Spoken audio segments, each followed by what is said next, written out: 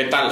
Mi nombre es Manuel Molano, soy economista y director general adjunto del Instituto Mexicano para la Competitividad.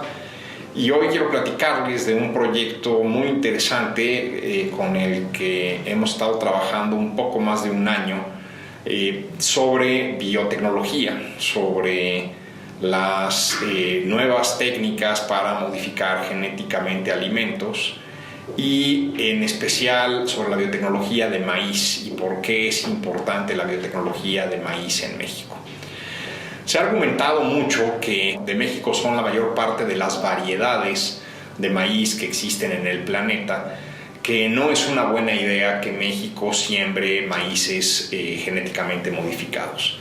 La razón por la cual se dice esto es que se teme que los genes del maíz genéticamente modificado contaminen el maíz original y pues eso causa mucha aprehensión en distintos grupos conservacionistas, en distintos grupos de la comunidad científica.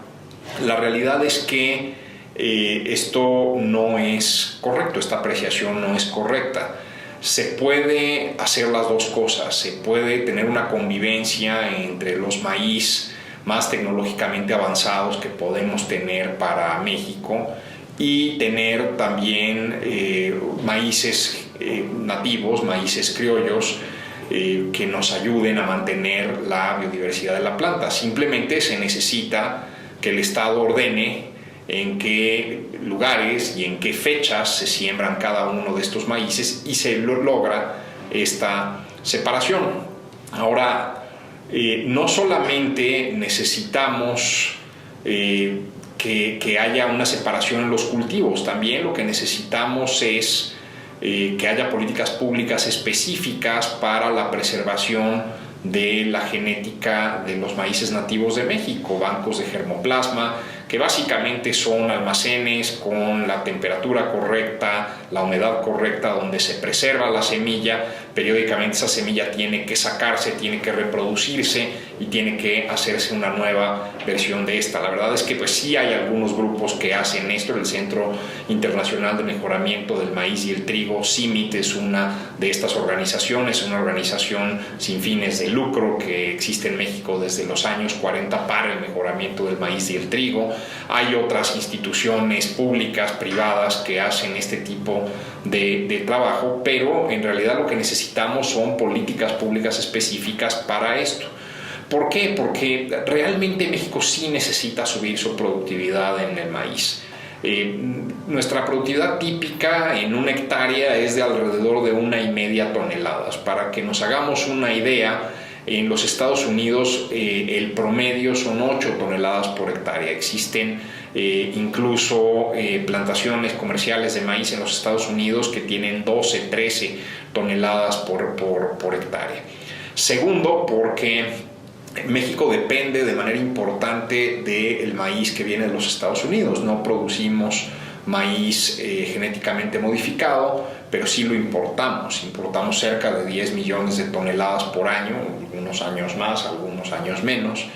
¿Y qué hacemos con ese maíz? Pues lo utilizamos principalmente para las cadenas industriales, para darle de comer a los cerdos, para darle de comer a las vacas, para toda la cadena de cárnicos, para todos los productos con base en maíz, desde sucaritas hasta jarabe de maíz de alta fructosa, almidones, gluten de maíz. Hay muchas cadenas industriales que dependen de este maíz.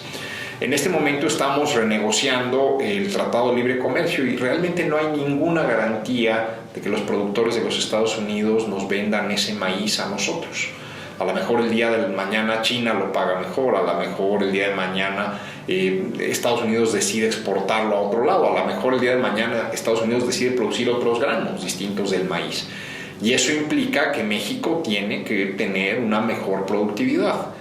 En este momento México produce básicamente dos grandes variedades comerciales, los maíces blancos y los maíces amarillos.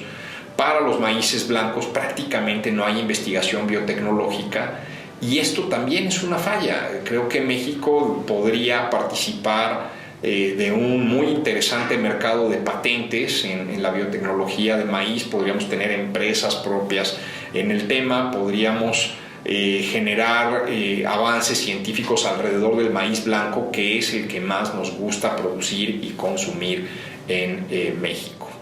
En INCO hicimos un análisis a partir del modelo de equilibrio general que utilizamos en la institución. Es un modelo que es como una maqueta bastante detallada de la economía global. Fue creado en sus bases, en el código, digamos, por un economista norteamericano de la Universidad de Wisconsin-Madison, el doctor Thomas Rutherford. La base de datos se construye por más de 3,000 economistas en el mundo en un esfuerzo colaborativo. Es una base de datos que se llama GTAP. Está disponible públicamente, aunque bueno, sí hay que pagarla, pero existe públicamente, está disponible para el público. Y con base en esta base de datos nosotros hicimos un experimento donde vimos qué pasaría si México pudiera producir la misma cantidad de maíz que produce en este momento, solamente que utilizando la mitad de la tierra que utilizamos hoy en día.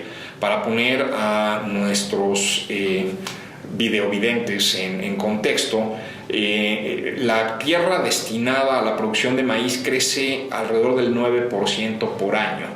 La frontera agrícola total en México crece al 2.2% por año. Esto básicamente lo que implica es que hay menos espacio para cosas importantes como la conservación ambiental, hay menos espacio para los bosques y selvas, que son importantes porque proveen una serie de servicios ambientales como agua, recuperación de minerales, preservación de la biodiversidad de muchas especies, no solamente del maíz.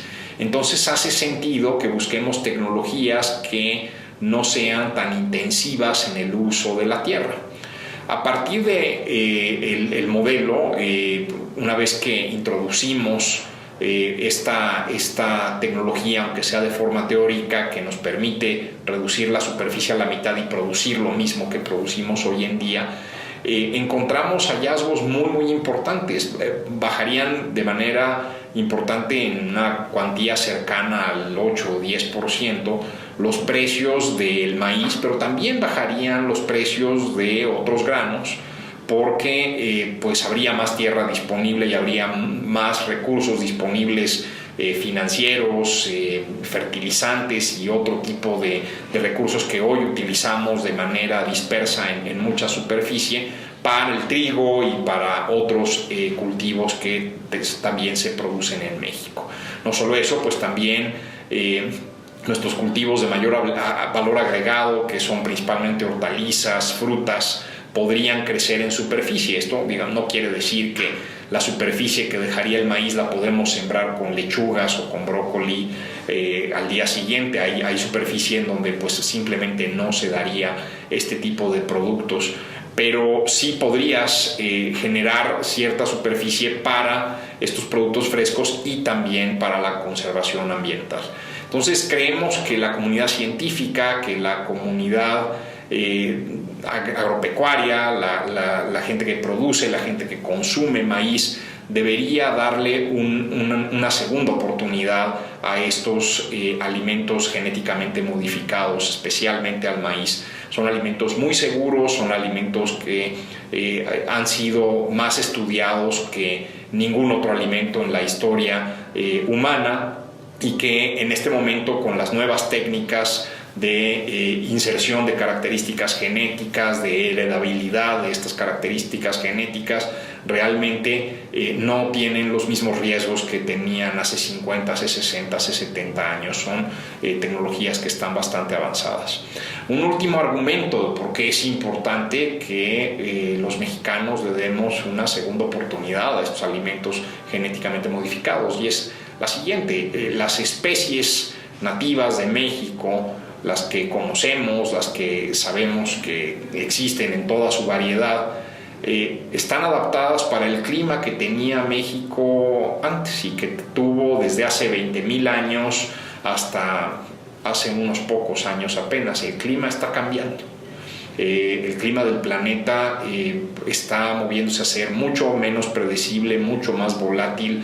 Hay más inundaciones, hay más sequías y creemos que se necesita adaptar el maíz mexicano para que pueda subsistir en el nuevo clima que tendrá la República Mexicana.